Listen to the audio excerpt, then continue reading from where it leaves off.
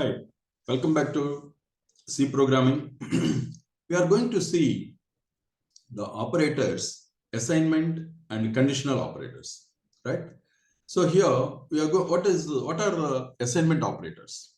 Assignment operators are equal to, right? That is an assignment. We'll see what it is.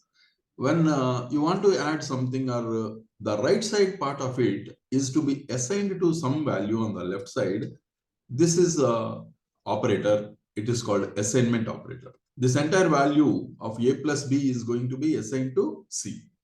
Similarly, we have plus and equal to combined operators. We call them as, and the meaning of it is b plus is equal to a, right? We use two operands here, and b is equal to b plus a. That is the meaning of it. Similarly, minus and is equal to b minus is equal to a means b is equal to b minus a. Similarly, multiplication symbol also used, b is equal to b plus b into a, division operation. So like this, we have assignment operators. So let us see how they perform. Coming to the assignment operators, let's take a simple example, right? A small program. Here we have taken a and b, two variables, both are integers, also a c, integer. Here we have assigned the value of c, right? Value of a to c. The value of a is assigned to c. Now I want to print the value of c here, right?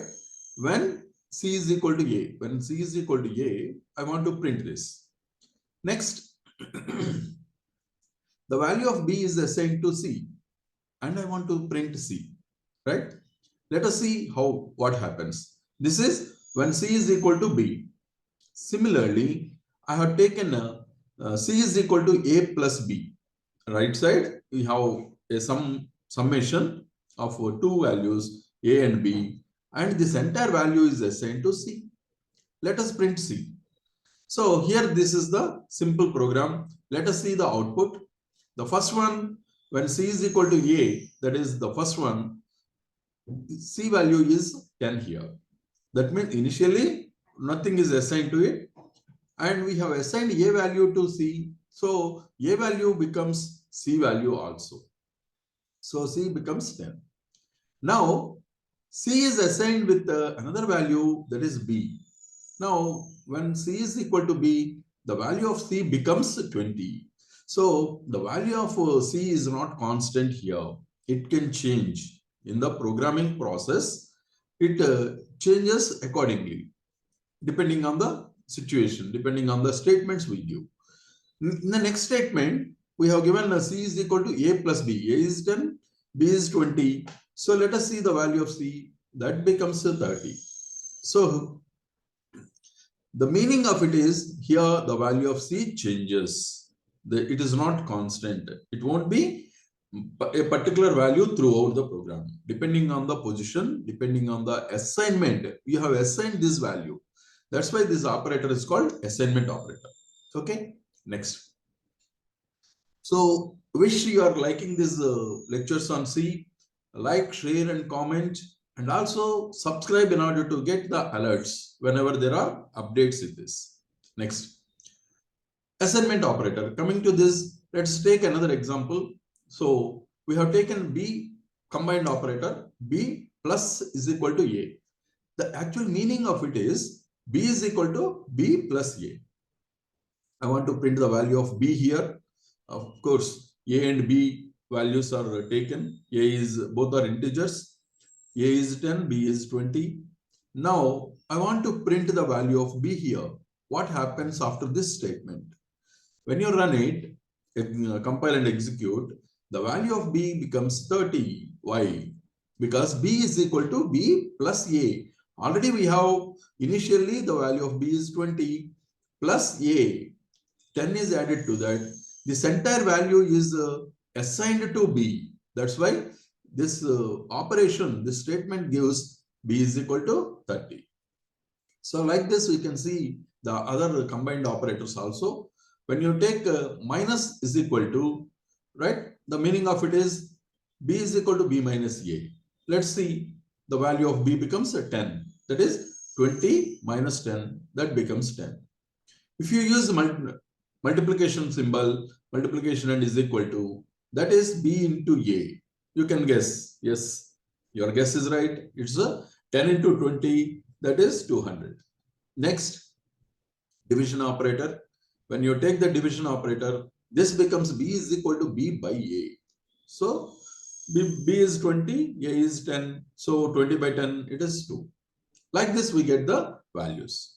Next, conditional operator.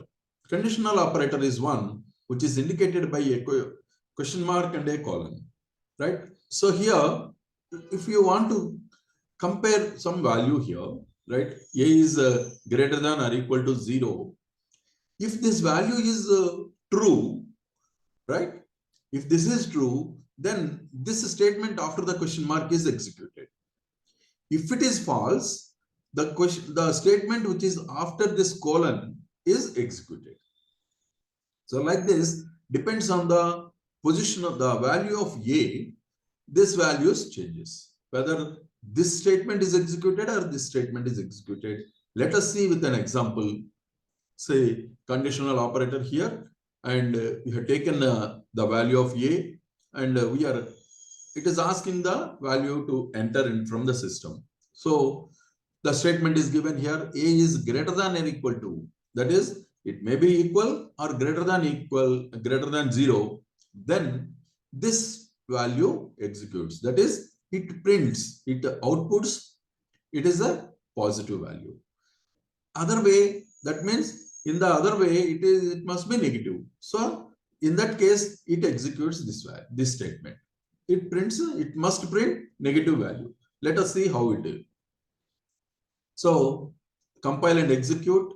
You get it asks enter a number for A. It is asking for a number. So I have given 15. So what happens? 15 is greater than 0. So this statement must be executed and it prints positive value. Next, compile and run it again, execute. Now we get the same prompt, and I have given minus 150, a negative value here. What happens? When it is negative, this statement is not correct, right? This statement is right. That this statement has become false. This statement is not correct. So this statement is false, means this is executed. So we must get a negative value. Yes, we got it. The output is negative value here. So like this, we'll be getting the values. There are miscellaneous operators also. They are a size of a function named size of. Let us see. Size of some n, some variable is given here. When you give this size of operator, returns the memory of that variable. It returns the memory, how much memory it is carrying is returned. That returns, right? Similarly, ampersand symbol is used. That is to refer the address of A, or to get the address of that particular variable. Ampersand A means that refers the address. Star, that is nothing but a pointer to the variable n. We'll see all this in the next modules. So double star, right? 2 stars, that is called double pointer. We'll see all this pointer, address, and all these things very clearly in our next videos. So let us see how this size of operator executes or happen. I have taken an integer A, right? I want to find out the size of how much memory is taken by this integer. So I'm asking for some value for A. So yeah, the value of A is addressed to or assigned to A.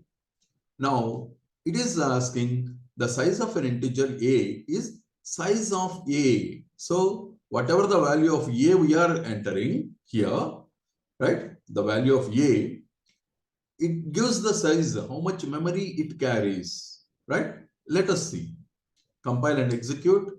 You get, it asks, enter a number for A.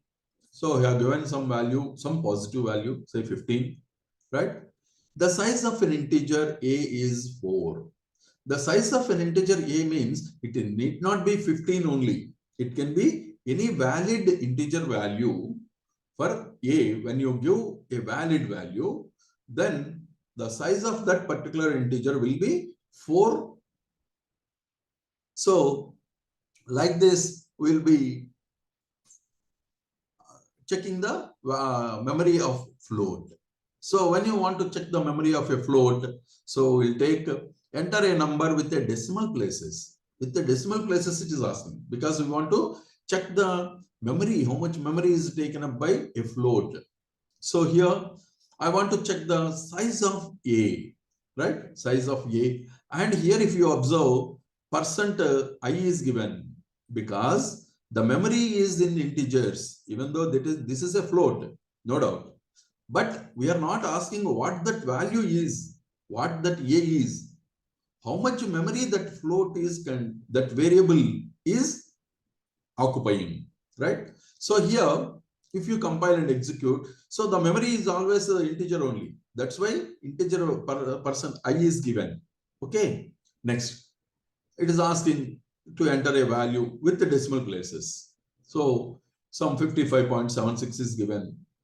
The size of operator acts and it gives the size of a float. A is 4 bytes. The meaning of it is 4 bytes.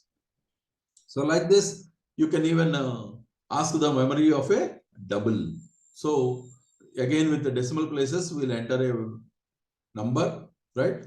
And size of a, here again the size of a, only thing is whether it is a double or that only changes, integer or float or double. What is the size of a double? Let us see.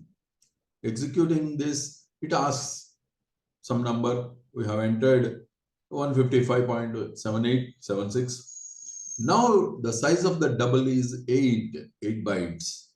The meaning of it is 8 bytes. So the double occupies a memory of 8 bytes.